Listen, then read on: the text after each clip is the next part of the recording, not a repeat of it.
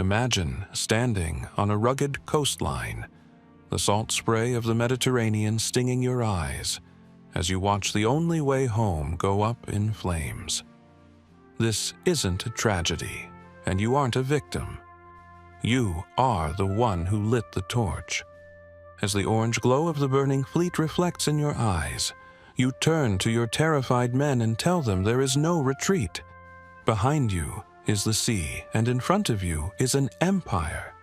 This is the story of Tariq Ibn Ziyad, a man who rose from the shadows of history to become the architect of one of the most daring conquests the world has ever seen. But before we get to the fire and the steel, we have to understand the world that made such a man possible. In the year 711, the world was a fractured place. To the south, the Umayyad Caliphate was an unstoppable tide, sweeping across North Africa with a speed that left the old world gasping for breath. To the north, across a narrow stretch of water, lay the kingdom of the Visigoths, a crumbling, decadent power in what we now call Spain. And caught in the middle was a man whose origin is still debated by historians today. Was he a Berber, a Persian, an Arab? What we do know is that he was once a slave. Tariq was a man who had been conquered himself, only to rise through the ranks of the military through sheer brilliance and an unbreakable will. He wasn't born with a crown, but he was born with the soul of a conqueror. By the time he became the governor of Tangier, he was looking across the water at a continent that didn't even know he was coming. Now, here is where the story gets complicated. Empires don't just fall because someone wants to conquer them. They fall because they are already rotting from within. The Visigothic king, Roderic, was not a popular man. He had seized the throne through a coup, leaving a trail of enemies behind him. One of those enemies was a mysterious figure known as Count Julian, the governor of Ceuta. Legend says Julian sought revenge against Roderic for a personal betrayal, and he decided to do the unthinkable. He reached out to the Muslims in North Africa. He offered Tariq and his superior, Musa ibn Nusayr, the ships and the intelligence they needed to cross the strait. It was an invitation to an invasion. Tariq didn't hesitate. He knew the risks. He knew that if he crossed that water, there was no guarantee he would ever see the sands of Africa again. But men like Tariq don't look for guarantees. They look for opportunities. In the spring of 711, he gathered an army of about 7,000 men, mostly Berbers like himself. They weren't a professional army in the modern sense, but they were hardened warriors who had lived their lives in the saddle and on the edge of a blade. They packed into the ships provided by Julian and began the crossing. As the prow of his ship hit the sand of the Iberian Peninsula, Tariq stepped off into a new world. He landed at the base of a massive limestone monolith that would forever bear his name, Jabal Tariq, or the Mountain of Tariq. Today, we call it Gibraltar, but landing was the easy part. Within days, word reached King Roderic that a foreign force had landed in the south. Roderic didn't just bring a small garrison. He mobilized the full might of his kingdom. Tens of thousands of soldiers, some estimates say as many as 33,000, began marching south to crush this upstart general. Tariq looked at his 7,000 men, then at the horizon where the dust clouds of the Visigothic army were rising. He knew his men were thinking about the ships. They were thinking about the safety of the sea. They were thinking about how easy it would be to just sail back. That is the moment the legend was born. Tariq ordered his men to gather every torch they had. He didn't send them to scout. He sent them to the shore. One by one, the ships that had carried them across the strait were set ablaze. Can you feel the heat? Can you hear the wood groaning as the fire eats through the hulls? His men watched in absolute horror as their only lifeline turned to ash and sank into the shallow water.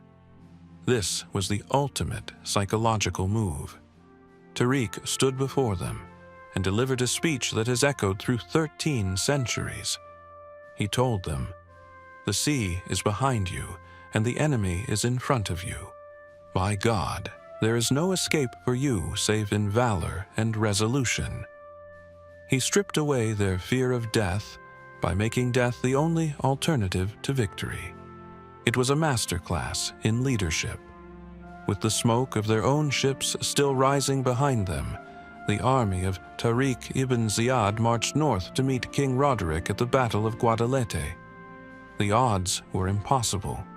Tariq was outnumbered nearly 3-1. On paper, this should have been a massacre. But Roderic's army was a house of cards. The nobles who fought for him hated him. The soldiers were weary of internal civil wars.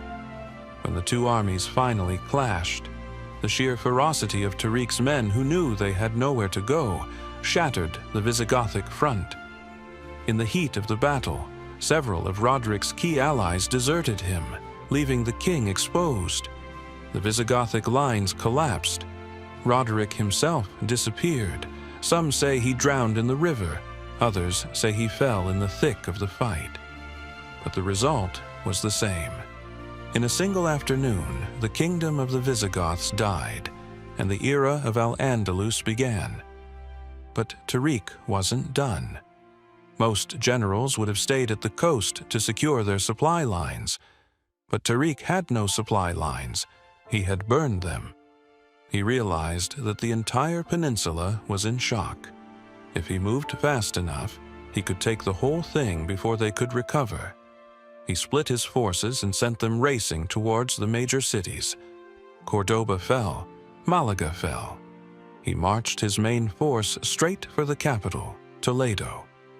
The speed of the conquest was so legendary that even his own superiors back in North Africa grew nervous.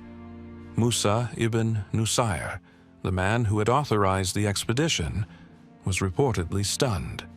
He hadn't expected Tariq to win.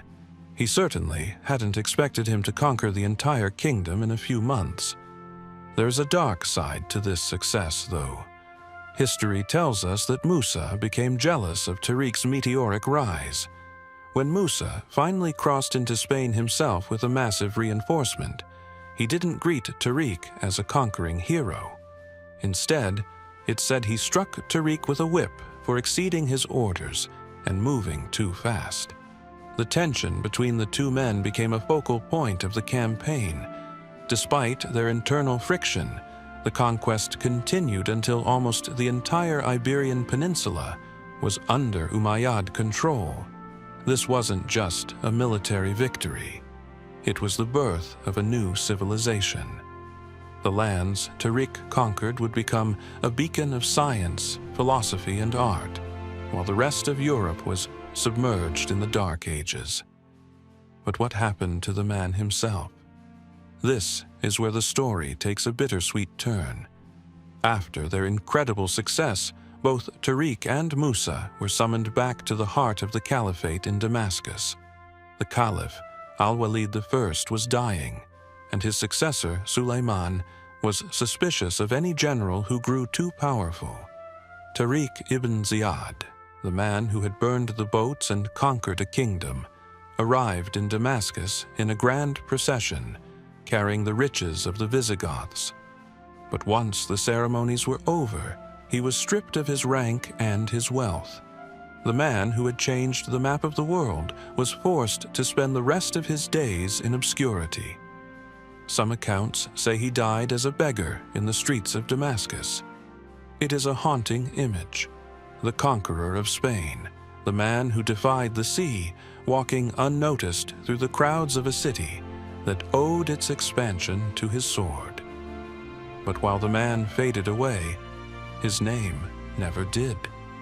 Every time someone looks at a map and sees the Rock of Gibraltar, they are looking at his monument. Every time a historian speaks of the golden age of Islam in Europe, they are speaking of the world he unlocked. Tariq Ibn Ziyad's life teaches us a terrifying but beautiful truth about human potential. Sometimes, the only way to achieve greatness is to destroy your safety net. He didn't win because he had the most men or the best weapons. He won because he created a situation where failure was not an option. He burned the boats so that he could own the land. As you think about your own life and the goals you're chasing, ask yourself, what are the boats you're holding on to? What is the safety net that is keeping you from going all in? Maybe it's time to light the torch. If you found this story of Tariq Ibn Ziyad as incredible as I did, make sure to hit that like button and subscribe for more deep dives into the lives of history's most legendary figures. Let me know in the comments who you want to see covered next. Until next time, remember, the sea is behind you, and the future is right in front of you. Go out and conquer it.